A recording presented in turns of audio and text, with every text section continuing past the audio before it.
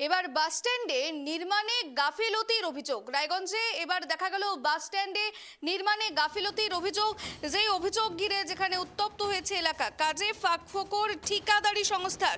রায়গঞ্জের শিলিগুড়ি মোড়ে নির্মীয়মান পুরসভার বাস স্ট্যান্ডের কাজ ঘিরে উঠল একাধিক প্রশ্ন, যেখানে সোমবার আচমকায় নির্মাণস্থল পরিদর্শনে যান রায়গঞ্জের সাংসদ কার্তিক পাল।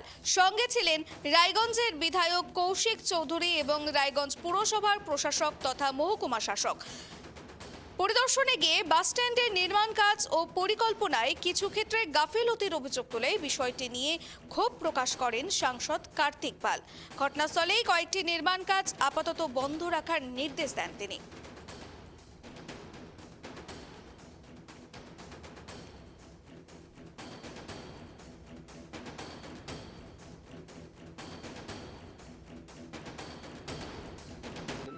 খামতি বলতে এখানে যে টাকায় কাজ শুরু হয়েছে এখানে অনেক কিছুই খামতি রয়েছে, কারণ এখনও এখানে পুরোটা ফিলিং হয়নি, এরিয়া বাউন্ডারি ওয়াল হয়নি। তারপরে বাস স্ট্যান্ডের জন্য যে সমস্ত ন্যূনতম পাবলিক সুবিধা বা আমাদের বাসগুলো চলবে তার শেড থেকে শুরু করে বে থেকে শুরু করে সেগুলো এখনও কোনো কিছুই ধরা নেই।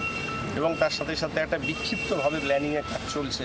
আমার দরকার মানুষের প্রয়োজনে আগে ফার্স্ট বাস স্ট্যান্ড, সেখানে আমরা এসে দেখছি যে সাইডে মার্কেট কমপ্লেক্স আগে হচ্ছে।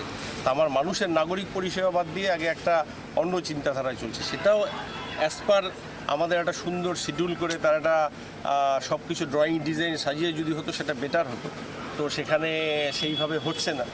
এখন যে প্ল্যানিংয়ে আসে এজেন্সি সেইভাবে কাজ করছে। আমরা এসডিও সাহেব আমাদের আসেন, উনি বললেন যে আপাতত এই কাজগুলোকে একটু স্টপ রেখে আমরা দেখি বেটার কীভাবে বাস স্ট্যান্ডটাকে আরও বেশি বিউটিফিকেশন করা যায়, মানুষের প্রয়োজনে গড়ে তোলা যায়।